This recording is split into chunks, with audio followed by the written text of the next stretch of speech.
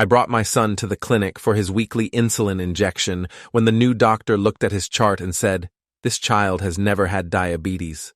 The syringe was already in Dr. Holloway's hand when she froze, staring at the computer screen like it had just shown her something obscene. My son Liam sat on the examination table swinging his legs, used to this routine after 3 years of weekly visits. He was humming some cartoon theme song, completely unaware that the doctor's face had gone pale. She set the syringe down with a hand that trembled slightly and turned to face me with an expression I couldn't read. "Mr. Garrett, I need to ask you something important. Who diagnosed your son with type 1 diabetes?" The question felt wrong, off balance, like asking who diagnosed the sky as blue. "Dr. Pemberton," I said. "He's been Liam's endocrinologist since the diagnosis 3 years ago. Why? Is something wrong with the insulin?" Dr. Holloway shook her head slowly, still staring at the screen. She clicked through several pages of medical records, her jaw tightening with each screen.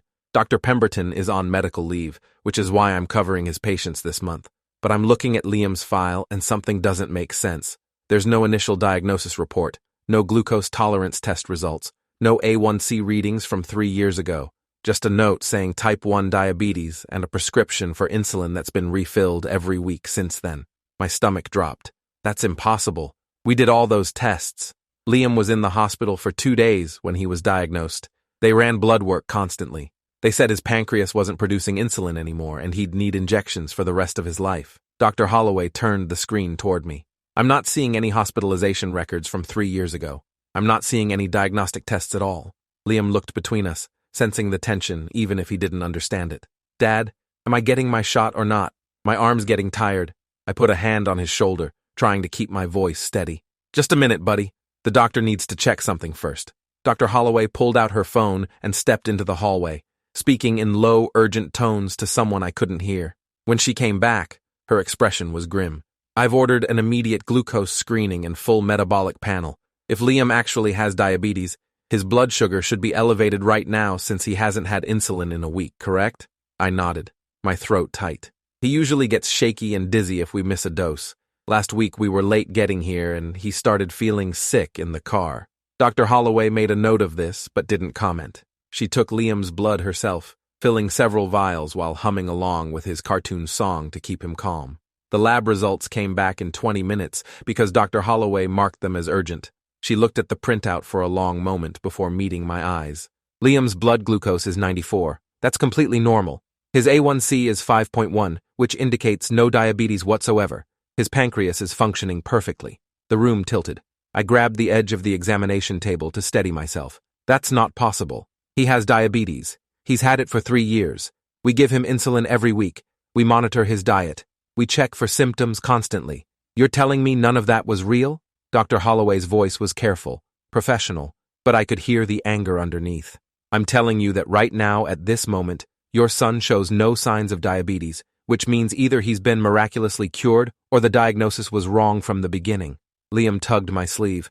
"Dad, you're squeezing my shoulder too hard." I loosened my grip, barely feeling my own hands. "If he doesn't have diabetes, then what's been happening for 3 years? Why does he get sick when we miss appointments? Why did Dr. Pemberton say he needed insulin?" Dr. Holloway chose her words carefully. "I need to ask you something difficult.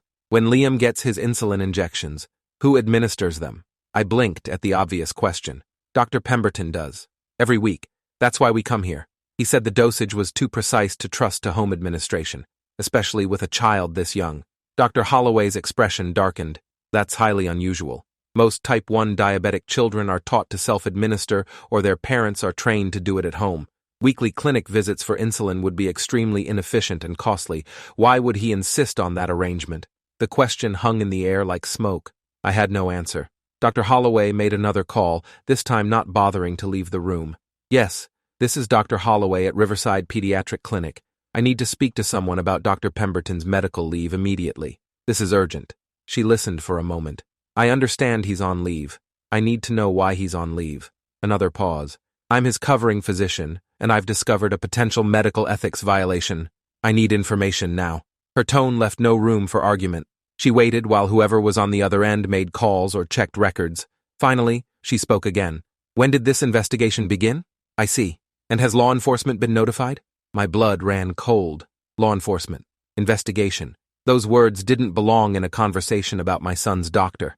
Dr. Holloway thanked whoever she was speaking to and hung up. She sat down heavily in her rolling chair and looked at me with something that might have been pity. Dr. Pemberton is on administrative leave pending an investigation by the medical board. Apparently, several irregularities were flagged during a routine audit of his prescriptions. The pharmacy reported that he was ordering unusually large quantities of insulin and other medications without corresponding patient volumes to justify it. I felt like I was falling. What are you saying? That he was stealing insulin? Selling it? Dr. Holloway's voice dropped to barely above a whisper. I'm saying I don't know yet, but I'm very concerned about why he would diagnose a healthy child with a chronic illness requiring weekly treatments only he could provide. I need you to think very carefully. Has Dr. Pemberton ever done anything else unusual during these appointments? Asked strange questions? Kept Liam alone in the exam room? Anything that seemed off? I tried to think back through 3 years of weekly appointments, but they all blurred together. Routine? Normal? Dr. Pemberton had always been professional, kind even. He'd talk to Liam about school and sports while preparing the injection. He'd reassure me that we were managing the condition well. He'd adjust the insulin dosage occasionally, saying Liam's metabolism was changing as he grew. Nothing had seemed suspicious. Nothing had seemed wrong. Except apparently everything had been wrong from the very beginning. He always gave the injection in the upper arm, I said slowly, trying to remember details that had seemed insignificant at the time. He said it was the best site for absorption, and he'd have me wait in the hallway sometimes while he prepared the dose. Said it was easier to concentrate without distractions. I thought he was just being thorough. Dr. Holloway's jaw clenched. Did you ever see the actual insulin vial? Did he show you what he was injecting? I shook my head. He kept everything in a locked cabinet, said it was protocol for controlled substances. He'd prepare everything out of sight and come back with the syringe already loaded. The more I talked, the more wrong it all sounded. Dr. Holloway was typing rapidly now, documenting everything I said. Mr. Garrett, I need to be very direct with you. If your son doesn't have diabetes and never has had diabetes, then whatever Dr. Pemberton has been injecting him with for 3 years, it wasn't insulin, or at least not only insulin. And I need to figure out what it actually was before we can understand what's been done to your son. The words hit me like a physical blow. Not insulin, something else. For 3 years, I'd brought my son to this clinic and held his hand while a doctor injected him with something unknown, something that made him sick if we missed appointments. Liam was getting restless, picking at the paper covering the examination table. Can we go now? I want to get ice cream like you promised. I'd promised him ice cream after his shot, like I did every week, a reward for being brave, except there was no shot today, no need for one, possibly never had been. Dr. Holloway pulled out her phone again. I'm calling the police. This is beyond a medical board issue now. If what I suspect is true, this is criminal. Your son may have been systematically poisoned. The word poisoned echoed in my head. I thought about every week for 3 years, every injection, every time Liam had felt sick and I'd blamed. Diabetes, every dietary restriction we'd followed, every symptom I'd reported dutifully to Dr. Pemberton, who'd nod and adjust the treatment and send us home with reassurances. How much of Liam's childhood had been stolen by whatever this was.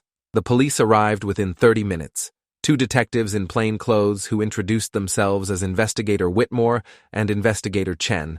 They listened while Dr. Holloway explained the situation in clinical terms, showing them the test results and the gaps in the medical records. Whitmore was older, with gray at his temples and eyes that had seen too much. He turned to me with a gentleness that somehow made everything worse. Mr. Garrett, we're going to need to ask you some questions. Is there somewhere your son can wait while we talk? The clinic had a small playroom. A nurse offered to stay with Liam, and I watched him go reluctantly, still confused about why his routine had been disrupted. As soon as he was out of earshot, Whitmore's tone changed. We've been building a case against Dr. Pemberton for 6 weeks. Your son isn't the first. My legs gave out. I sat down hard in a plastic chair. What do you mean he isn't the first? Whitmore pulled out a folder, thick with documents. We have evidence that Dr. Pemberton has been falsely diagnosing children with chronic illnesses for at least 5 years, maybe longer. We've identified 4 other cases so far, all following similar patterns. False diabetes diagnosis, weekly insulin injections, strict management protocols that kept the families dependent on his care. I couldn't breathe, couldn't process what he was saying. 4 other children, 5 years. This wasn't a mistake or a misdiagnosis. This was systematic, deliberate. Why? The word came out hoarse. Why would he do this?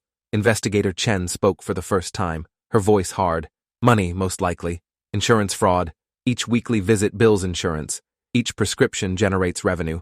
And the families are so focused on managing the illness that they never question the underlying diagnosis. Dr. Holloway interrupted. But the children get sick when they miss appointments. Mr. Garrett said his son showed symptoms if they were late. How do you explain that if there's no actual diabetes? Whitmore's expression was grim.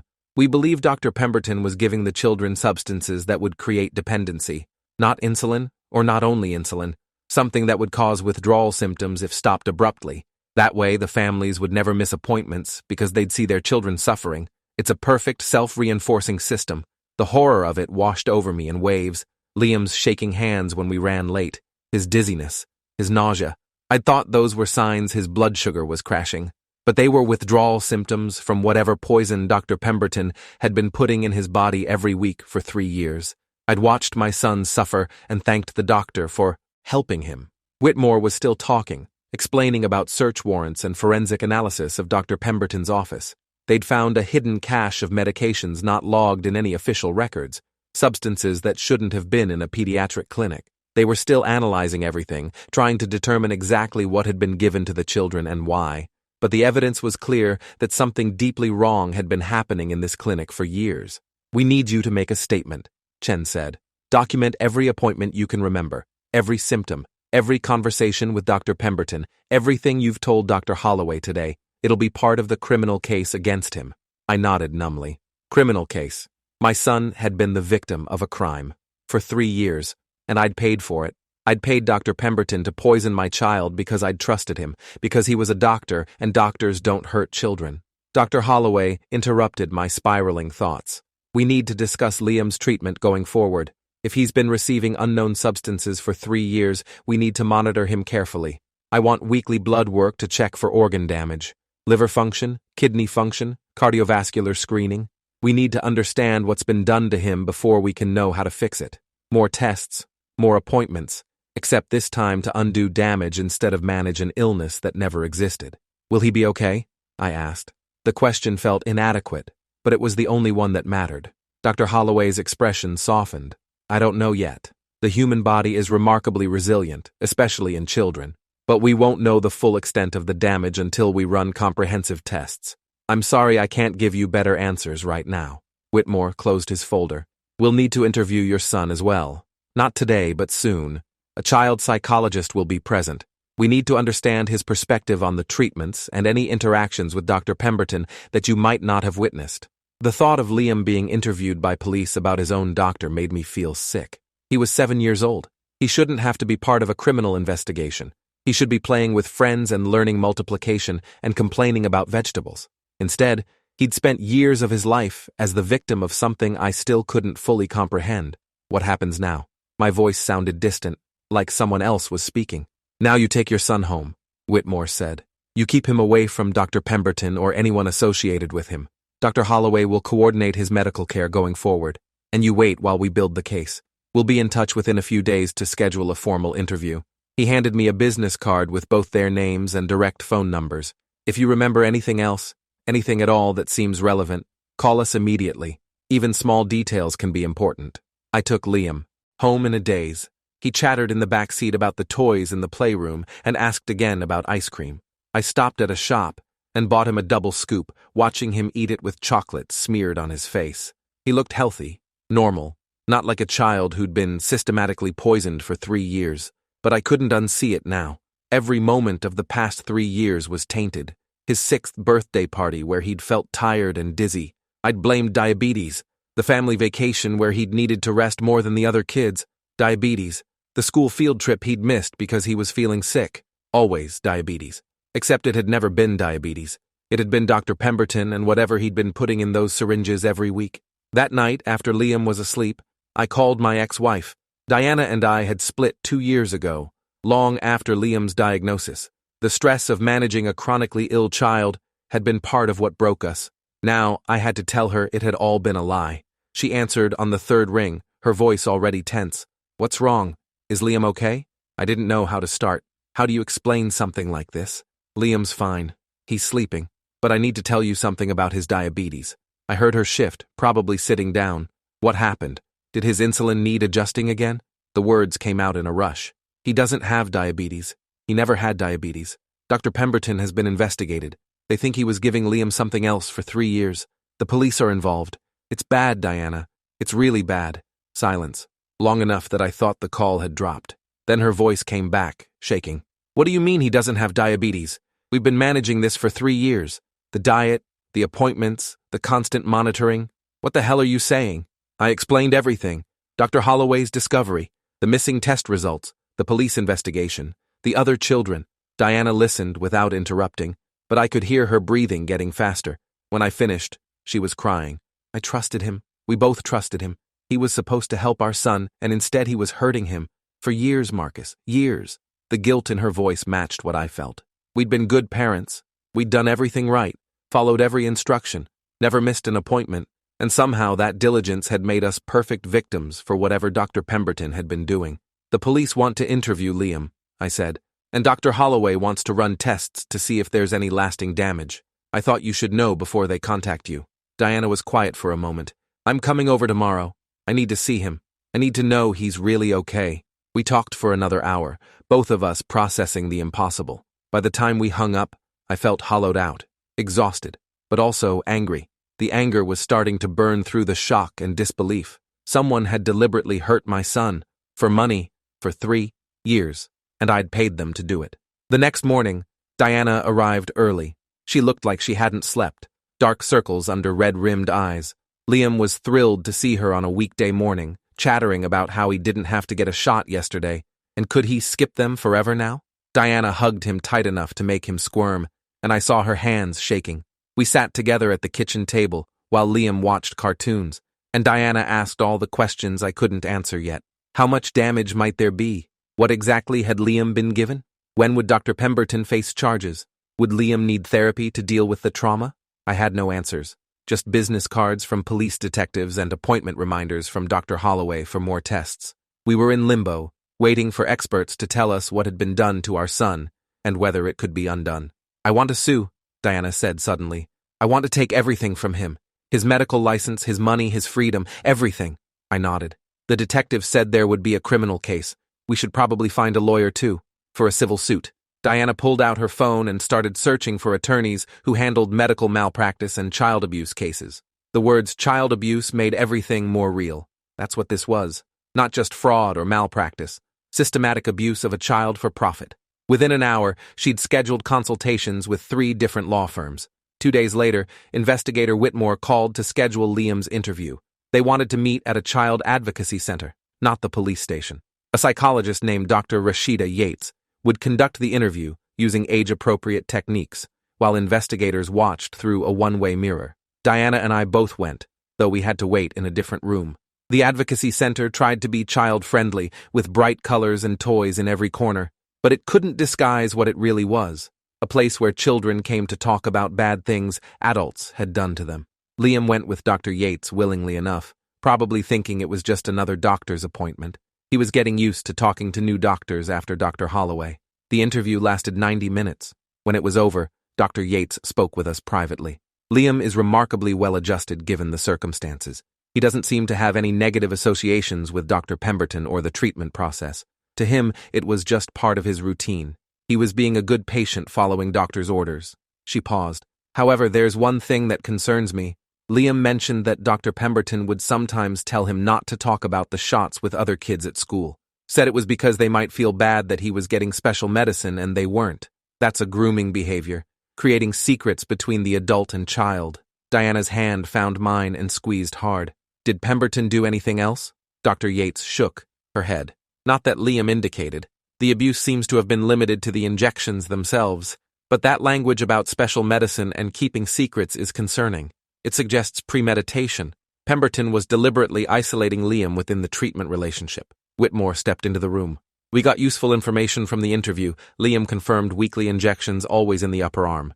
He mentioned that sometimes the shots hurt more than other times, which suggests varying substances or doses. And he provided some details about Pemberton's office setup that matched what we found during the search warrant.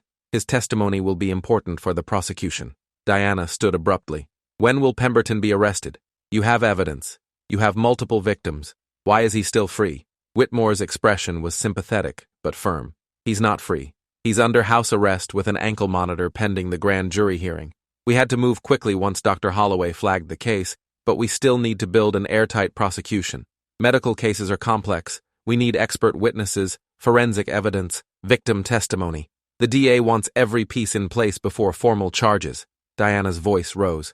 He poisoned children. For years. What more do you need? Investigator Chen stepped forward. We understand your frustration, but we get one shot at this. If we charge prematurely and something falls apart during trial, he walks free. We need to do this right. The meeting ended with more waiting, more uncertainty. Diana and I drove home in silence, both of us processing everything we'd heard. That night, I couldn't sleep. I kept thinking about Dr. Pemberton in his house with an ankle monitor, probably sleeping peacefully while I lay awake, wondering what permanent damage he'd done to my son. The first round of comprehensive testing happened that week. Dr. Holloway ordered everything: full blood panels, liver enzymes, kidney function, cardiac screening, bone density scans, neurological assessment. Liam went through it all with the resigned patience of a child used to medical procedures. Each test came back with results that Dr. Holloway explained carefully. Liver function was normal, kidney function was normal, heart showed no abnormalities, bone density appropriate for his age. He appears to be remarkably healthy, Dr. Holloway said after reviewing all the results. Whatever Dr. Pemberton was giving him doesn't seem to have caused obvious organ damage, but I want to continue monitoring. Some effects might not show up for months or years. The relief was overwhelming but incomplete. No current damage didn't mean no damage ever.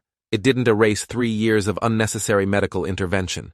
It didn't undo the psychological impact of being treated as sick when he was healthy. What about long-term effects? I asked. Could there be problems later?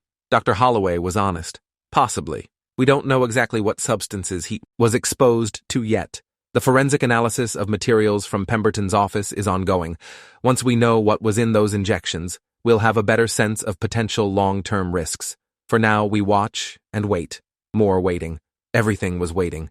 Waiting for test results, waiting for forensic analysis, waiting for the DA to file charges, waiting to know if my son's future had been permanently altered by a doctor we'd trusted. The civil attorney we hired was named Gerald Rourke, a partner at a firm specializing in medical malpractice. He met with Diana and me in his downtown office, surrounded by law books and framed degrees. After hearing our story, he leaned back in his leather chair and was quiet for a long moment. This is one of the most egregious cases I've encountered in 20 years of practice, he finally said. The systematic nature of the abuse, the number of victims, the length of time it continued. We can definitely pursue civil action. But I want to be clear about something. Dr. Pemberton's medical malpractice insurance probably won't cover intentional criminal acts, which means collecting any judgment might be difficult if his personal assets are limited. Diana's face fell. So, even if we win, we might not get anything? Rourke held up a hand. Not necessarily. The clinic where he worked could be liable for inadequate oversight. The hospital system that credentialed him could share responsibility. We cast a wide net and see what we catch. But you need to understand this will take years, and the outcome is uncertain. I didn't care about the money. I wanted accountability. I wanted everyone who'd failed to stop Dr. Pemberton to face consequences. The clinic administrators who should have noticed irregularities, the pharmacy that filled those prescriptions without question, the medical board that credentialed him year after year without investigating, the insurance companies that paid claims without auditing the necessity of weekly treatments. All of them had failed to protect children like Liam. Rourke started building the case immediately. He hired medical experts to review records. He filed document preservation notices. He began identifying every entity that could potentially be held liable. The civil case would proceed parallel to the criminal prosecution, 2 tracks toward justice that might never fully deliver it. 3 weeks after the initial discovery, investigator Whitmore called with an update. The forensic analysis came back on the substances found in Pemberton's office. It's worse than we thought. My stomach clenched. Worse how? Whitmore's voice was tight with controlled anger. He was giving the children a cocktail of substances designed to create dependency while mimicking disease symptoms. Low doses of insulin to create hypoglycemic episodes. Benzodiazepines to cause dizziness and confusion. Substances that would trigger nausea and weakness. Each child got a personalized mix based on their supposed diagnosis. Your son's injections contained insulin even though he didn't need it, plus 2 other medications that created the symptoms you attributed to diabetes. The clinical description made it sound almost reasonable. But this was my 7-year-old son. This was deliberate poisoning disguised as medical care. Why? The question felt inadequate, but I had to ask. We found financial records during the search warrant, Whitmore continued. Pemberton was billing insurance for the weekly visits, but he was also involved in a kickback scheme with a pharmaceutical supply company. He'd order medications for his patients, use only a fraction of what he ordered, and sell the excess back to the supplier at a discount. The more patients he had requiring weekly treatments, the more medications he could order, the more money he made. My hands were shaking with rage. He poisoned children for profit. He turned my son into a cash machine. Whitmore didn't disagree. The grand jury hearing is scheduled for next week. We're confident they'll indict on multiple counts: criminal medical fraud, child endangerment, assault, battery. The DA is pushing for the maximum penalties. I wanted to say something about making him pay, about destroying him, about revenge, but all that came out was good. The grand jury indicted Dr. Pemberton on 17 counts related to 5 different child victims, including Liam. The news coverage was extensive. Local stations ran stories about the trusted pediatric endocrinologist who'd systematically abused his young patients. Parents across the city were calling his former practice, demanding their children's records be reviewed. The clinic where he'd worked issued a statement expressing shock and pledging full cooperation with authorities. They'd lawyered up immediately, already anticipating the civil suits. Diana and I tried to shield Liam from the media attention, but it was impossible. His friends at school had seen the news. Teachers looked at him with pity. Other parents would stop their conversations when we approached.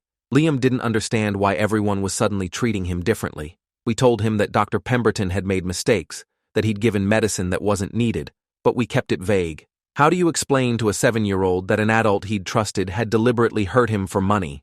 Dr. Yates, the psychologist from the Advocacy Center, started seeing Liam weekly. She helped him process the changing narrative about his health. One week he'd been a diabetic child managing a chronic illness. The next week he was completely healthy, but had been given unnecessary treatments for years. The cognitive whiplash was real. Liam struggled with questions like whether he could eat sugar now, whether he was still sick, whether other doctors might hurt him too. Trust, once broken in a child's mind, didn't rebuild easily. The preliminary hearing happened 8 weeks after the initial discovery. Diana and I sat in the courtroom watching Dr. Pemberton in an ill-fitting suit, flanked by 2 attorneys. He looked diminished somehow, smaller, but maybe that was just my perception now that I knew what he'd done. The prosecution presented enough evidence to bind him over for trial. Medical records, forensic analysis, victim testimony, financial records. The defense attorneys argued procedural points, but didn't contest the basic facts. The judge, an older woman with steel-gray hair, looked at Pemberton with unconcealed disgust as she ruled there was sufficient cause for trial. As we left the courtroom, a reporter approached with a microphone.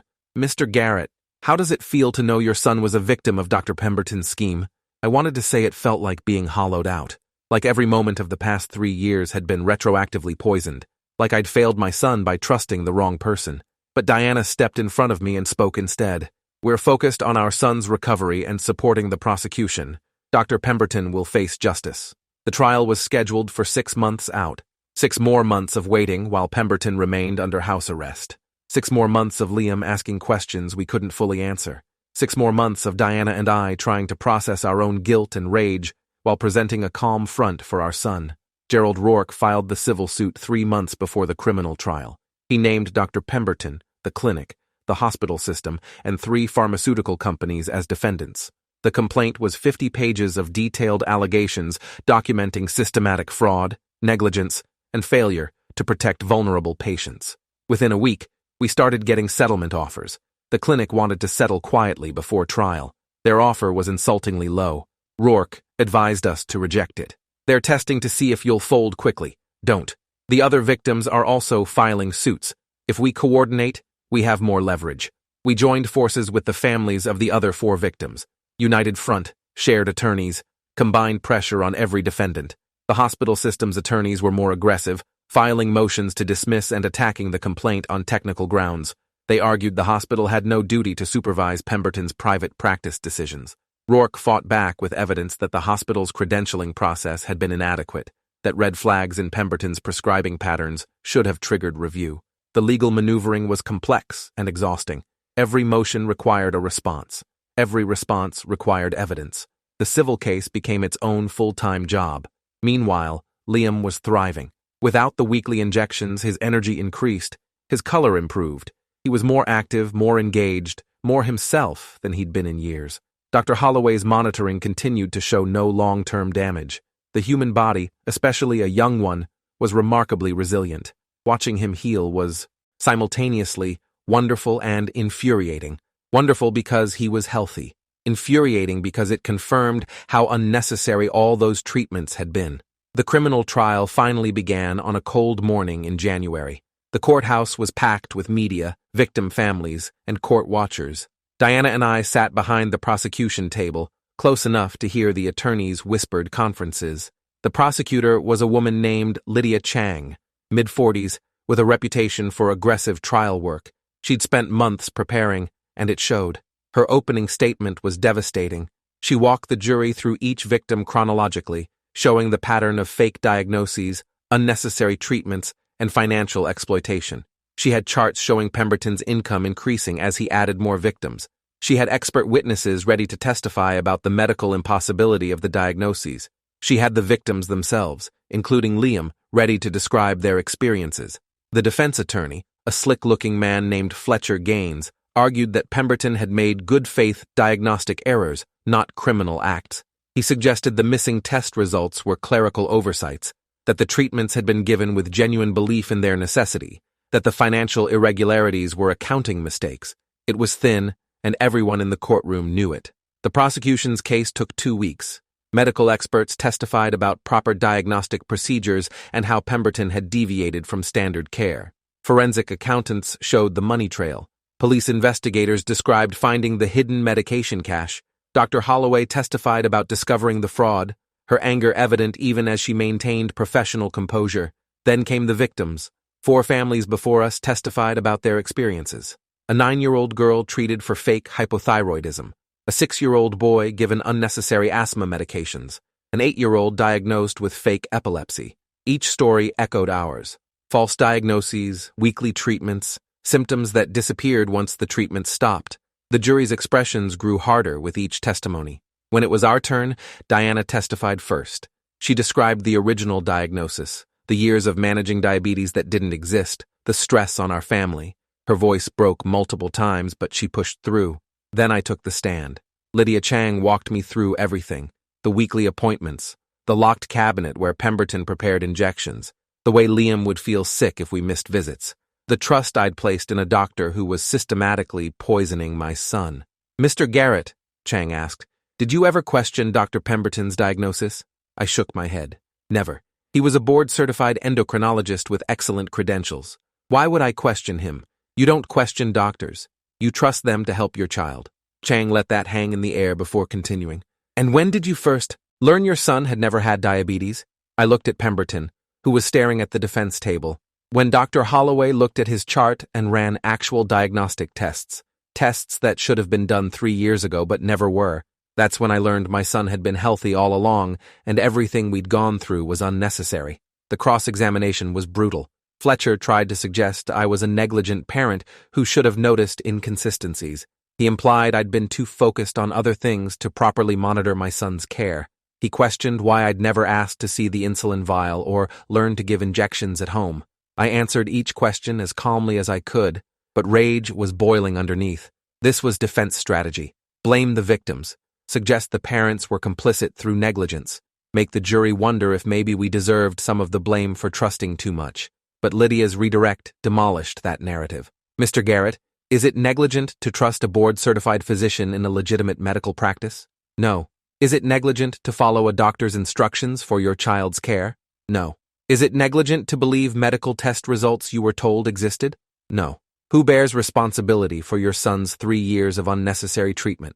I looked directly at Pemberton. "He does. Only he does." The victim testimony concluded with Liam. He was interviewed on video to spare him the courtroom environment, with Dr. Yates present throughout. The jury watched him describe the weekly shots, the special medicine, Dr. Pemberton telling him not to discuss treatments with other kids. Liam's innocence was devastating. He'd trusted completely, done everything he was told, been a good patient, and he'd been violated for it.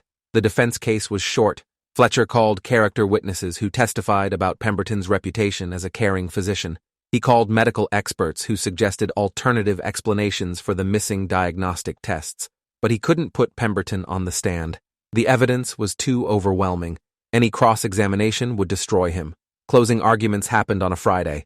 Lydia Chang was masterful, weaving together the evidence into an undeniable narrative of systematic abuse. This was not negligence. This was not medical error. This was calculated, deliberate, sustained exploitation of vulnerable children for financial gain. Dr. Pemberton turned his pediatric practice into a criminal enterprise, and these children paid the price in pain, fear, and unnecessary suffering. The evidence is clear. The pattern is undeniable. Justice requires conviction on every count. Fletcher's closing was defensive, asking for reasonable doubt that didn't exist. The jury deliberated for 4 hours. When they returned, the forewoman stood and read the verdicts. Guilty. 17 times. Guilty on every count. Pemberton showed no emotion as the verdicts were read. But I saw his attorneys' shoulders slump. They'd known this was coming. The judge scheduled sentencing for 6 weeks out. Pemberton was remanded to custody immediately, ankle monitor replaced with handcuffs. As they led him away, he looked at the victim families sitting in the gallery. I wanted to see remorse, guilt, something human, but his expression was blank, empty, like he didn't understand what he'd done wrong. The sentencing hearing was shorter than the trial. Lydia Chang argued for maximum penalties under sentencing guidelines. She submitted victim impact statements from all 5 families. Diana and I had written ours together, describing the betrayal, the fear, the ongoing psychological impact on Liam. The judge, the same woman from the preliminary hearing, read each statement carefully. Then she addressed Pemberton directly. You held a position of profound trust. Parents brought their children to you believing you would heal them. Instead, you exploited that trust in the most callous manner imaginable. You turned vulnerable children into sources of revenue, subjecting them to unnecessary treatments for years. Her voice hardened. The law provides certain maximum sentences for your crimes. I am imposing those maximums consecutively, not concurrently. The sentence of this court is 35 years in state prison without possibility of parole for the first 20 years. Your medical license is permanently revoked. You are ordered to pay restitution to the victims in amounts to be determined, and I am recommending you be placed in general population, not protective custody. Let your fellow inmates know exactly what you did to children. The courtroom erupted in applause until the bailiff called for order. 35 years. Pemberton would be elderly when released, if he survived that long. It wasn't enough. Nothing would ever be enough, but it was something. As we left the courthouse, reporters swarmed. This time I stopped and spoke. Dr. Pemberton stole 3 years of my son's childhood. He caused pain and fear and suffering for profit. The criminal justice system has held him accountable, and now the civil system will do the same. To other parents watching this, trust your instincts. Ask questions. Demand second opinions. Don't let what happened to us happen to your family. The civil case settled 4 months after Pemberton's conviction. The clinic, facing 5 coordinated lawsuits and devastating publicity, agreed to a collective settlement of $8 million divided among the victims. The hospital system settled separately for an additional $3 million. The pharmaceutical companies fought longer, but eventually settled to avoid trial. None of them admitted wrongdoing. That was part of the settlement terms. But the money would secure Liam's future, pay for any medical care he might need, fund college, compensate for what had been taken. Gerald Rourke took his percentage.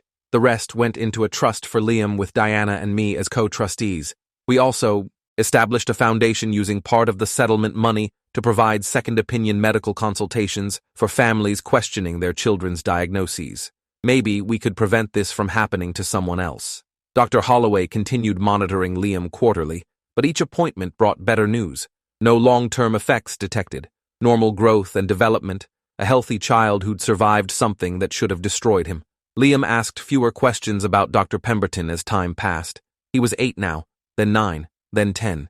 The weekly injection appointments faded from his immediate memory, though Dr. Yates said the psychological impact might resurface later. Trauma doesn't follow neat timelines. Diana and I rebuilt our relationship through this, not romantically, but as effective co-parents united by shared purpose. The crisis that should have broken us permanently instead gave us common ground. We attended Liam's soccer games together, coordinated his schedule, made joint decisions about his care. We'd never be married again, but we could be partners in protecting our son. 3 years after the trial, I received a letter from the state prison. Dr. Pemberton had written requesting I visit him. He wanted to apologize, wanted to explain. The letter included detailed apologies and claims that he'd never meant to hurt anyone, that financial pressures had pushed him toward bad decisions, that he regretted everything. I showed the letter to Diana. She tore it up without hesitation. He doesn't get closure. He doesn't get to feel better by apologizing. He made his choices. Now he lives with them. I agreed. Pemberton's conscience wasn't my problem. His need for forgiveness wasn't something I had to provide. Some acts were too severe for forgiveness, some betrayals too fundamental. Liam was 12 when he asked me directly about what Dr. Pemberton had done. He'd found news articles online researching for a school project. I couldn't shield him anymore. We sat together in the backyard while I explained everything. The false diagnosis, the unnecessary treatments, the criminal motivations, the trial and conviction. Liam listened carefully, processing. So I was never sick. Never. And he knew that? Yes. That's really messed up. His voice was steady, more mature than I'd expected. Yeah, buddy. It really is. But I'm okay now, right? Like, nothing permanent? I thought about all the test results, all the clean bills of health, all the evidence that his young body had weathered the storm. You're okay? You're healthy and strong and you're going to be fine. Liam nodded.